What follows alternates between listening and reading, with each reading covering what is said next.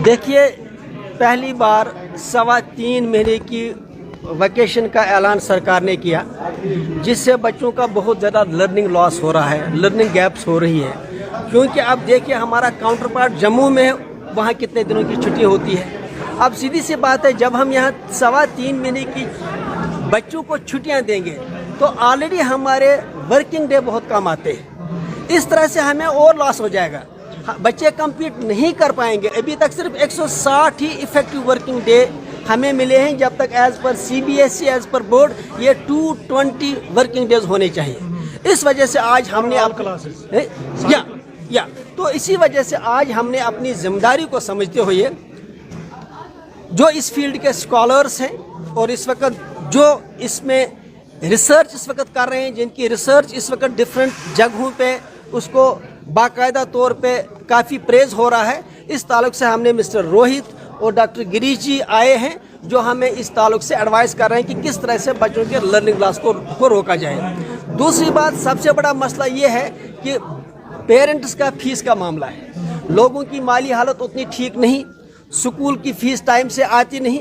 इस तरह से क्या होता है कि सबसे बड़ी प्रॉब्लम ये होती है कि जब स्कूल की फीस टाइम से नहीं आती है तो टीचर सफ़र करता है, स्कूल सफ़र करता है, पूरा टीचिंग लर्निंग प्रोसेस मुतासर होता है। तो उसके लिए हमारे जो लियो वन इस गैप को पूरा करना चाहती है। वो एजुकेशन फीस को रिवार्ड के साथ जोड़ना चाहती है। इनके पास एक फाइनेंशियल सिस्टम है जिस तहत इनकी ये कोशिश है कि अगले चंद सालों के बाद किसी बच्चे को फीस देनी ही न पड़े, ऐसा ये फाइनेंशियल सिस्टम बना के देंगे। क्योंकि आप भी जानते हैं हर चीज़ पर रिवार्ड मिलते हैं, लेकिन फीस पर रिवार्ड नहीं मिलता है। अगर कोई पेरेंट टाइम से फीस देता है या अगर कोई पेरेंट एडवांस में फीस देता है, he must get a reward. उसके लिए बाकायदा एक फाइनेंशियल सिस्टम इन्होंने डेवलप किया है। हमने आज इनसे MOU साइन किया कस्टमाइज करके, ताकि कोई भी गरीब बच्चा फीस न होने की वजह से तालीम से महरूम ना हो। सवाल यह है कि एजुकेशन सरकार के लिए अगर प्रायोरिटी होती तो ये एकेडमिक कैलेंडर डिवाइस करना, एडमिशन कैलेंडर डिवाइस करना, ये तो सरकार का काम है।